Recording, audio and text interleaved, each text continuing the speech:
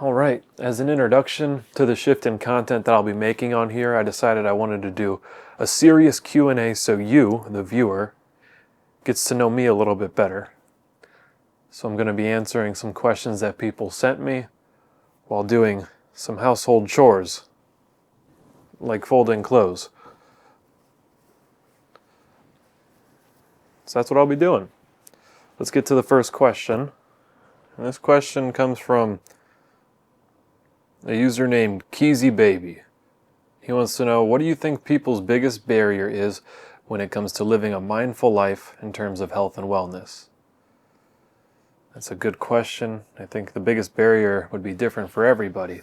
But for society as a whole, I think there's been a shift with technology, and basically living an unhealthy life is a lot easier now. There's a lot less friction for it. Unhealthy foods and unhealthy habits are much easier to perform, require less effort, and they're immediately rewarding. You know, unhealthy food tastes really good. Sitting on your couch watching TV, looking at your phone, it's easy, it's entertaining, and it requires very little effort. So you get an immediate reward after. Our brains are wired to do things as efficiently as possible. That means requires the least amount of effort, because we used to live in scarcity. Now we live in surplus. So now we have to kind of rewire and reprogram our brains into restricting ourselves in certain aspects of our lives to prevent overindulging in food, in technology, and potentially drugs and alcohol as well. But if I had to answer that question in short, I would say the biggest barrier people face when trying to live a healthier life is the lack of practical knowledge on how to implement healthy foods into their diet in ways that taste good and are easily accessible for them in their daily routine, while also incorporating exercise into their daily lives in ways that they enjoy. Because I believe humans are creatures of habit, and everyone talks about making a habit sustainable, which means you can do it consistently over an extended period of time. But the key to that is making that habit enjoyable. Ask yourself this question: is there a habit or a daily activity that I perform consistently that I don't enjoy doing? You only have so much discipline. So your goal when you're trying to implement a habit should be to make it as enjoyable as possible. That's why I define a sustainable habit as one that you enjoy doing, and I believe that is the key to creating long-term behavior change. All right, on to the next question. And this one comes from a user named A Little Ham and Eggs Never Hurt Nobody. And they're asking, what is the secret to weight loss? And Mr. Ham and Eggs, there is no secret to weight loss. The answer is a calorie deficit, and that means you burn more calories than you consume. And there's hundreds of diets out there, and they all work if they produce a calorie deficit. The challenge is the human behavior part of the equation. Which diet can you stick to for a prolonged period of time? So just know that all diets will create some form of restriction. That's how your calories get reduced. My advice would be choose the diet that seems the least restricting to you. That's probably the one that you'll be able to stick to for a long period of time. All right, on to the next question. What is your favorite position to squat in? Like, where do you put your feet when you're squatting? That question's from a user named Mr. Squatty Potty. And Mr. Squatty Potty, I'll say all stances have their benefits. So if I'm trying to squat as heavy as I can to get my legs as strong as possible, what I'm going to do is bias my glutes. Bias my glute max muscles, because those are the biggest, strongest muscles in your body. And you don't want other muscles to fail when you're squatting prior to your glute max muscles failing if you're trying to lift as heavy as possible.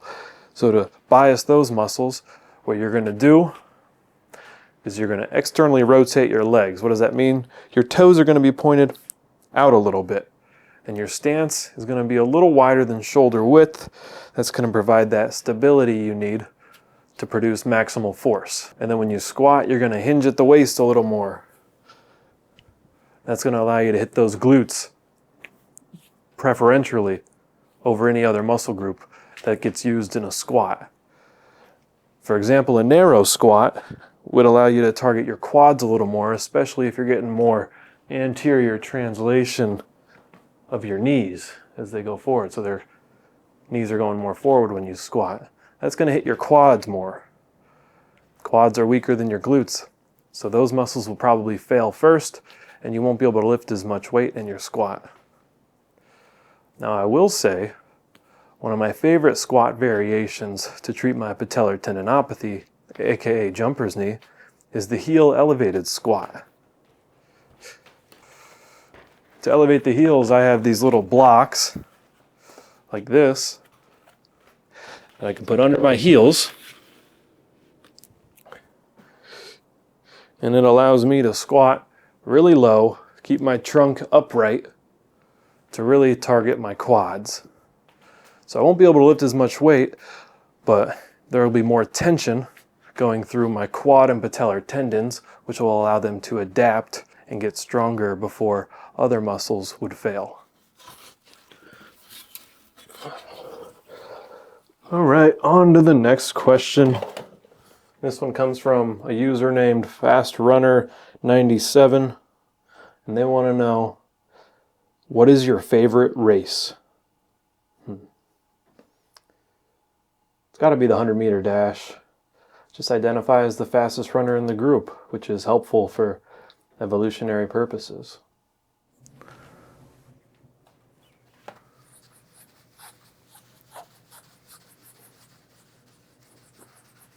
All right, next question. It's, what's the biggest problem most people have when trying to lose weight? That question's from a user named Slim Thickums. And like we said before, for weight loss, it's you want to burn more calories than you consume, which means you have two primary drivers, and it's exercise and diet. And diet for weight loss is more important, and most people mess up on their diet. So I'd want to start there. And not everyone has the same issue when it comes to dieting. You know, some people need variety, some people need more flavor, some people need foods that are high in volume to keep them full. And whatever your problem is, your goal is to find a solution for it, one that you can be consistent with and perform over time. Now, I will say a lot of people mess up on their diet when they start to get hungry, because when you're hungry, your willpower starts to decrease and you'll tend to choose the tasty and convenient option that's available, and those tend to be higher in calories. So if you want to sustain a calorie deficit over time, you'll want to include satiating foods. That means foods that are filling, that are also lower in calories.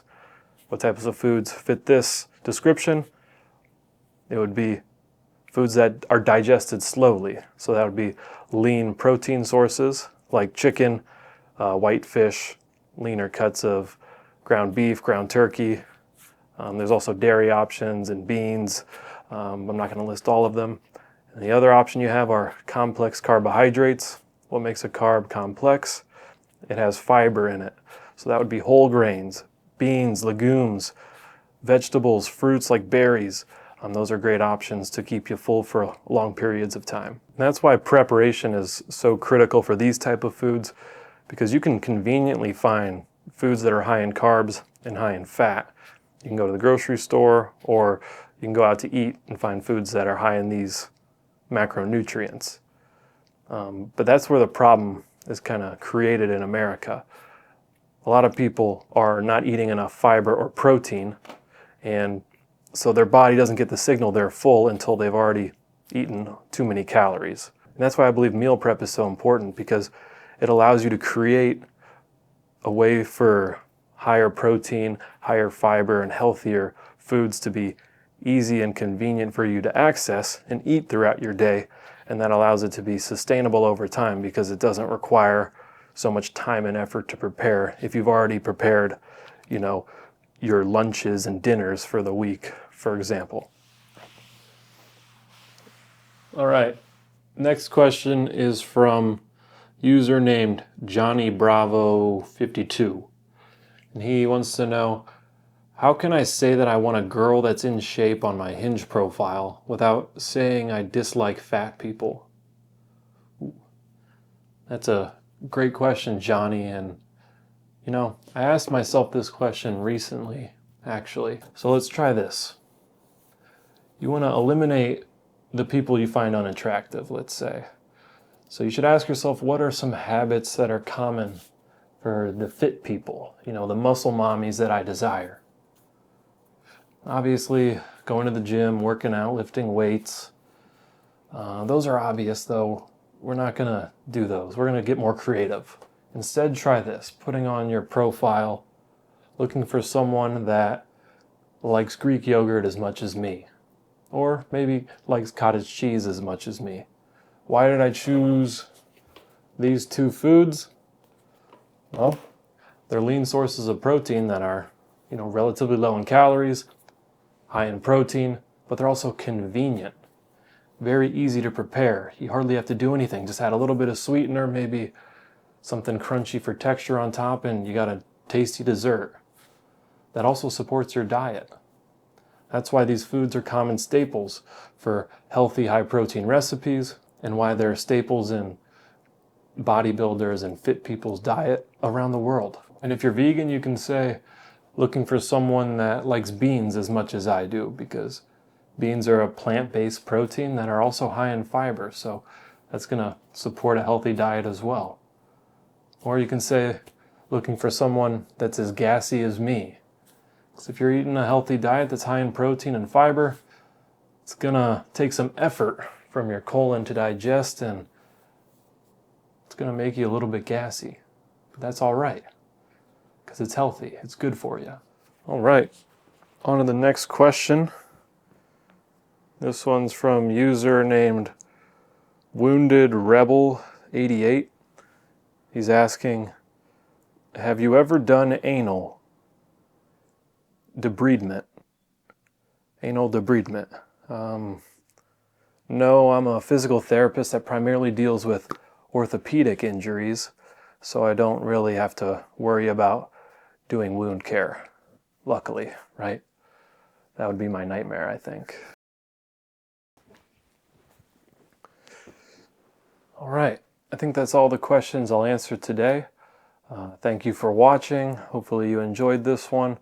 I hope to do more of them in the future. But yeah, if you ever have any questions, leave them down in the comments section below and I'll answer them as soon as I can. And I hope you watch more of my videos in the future.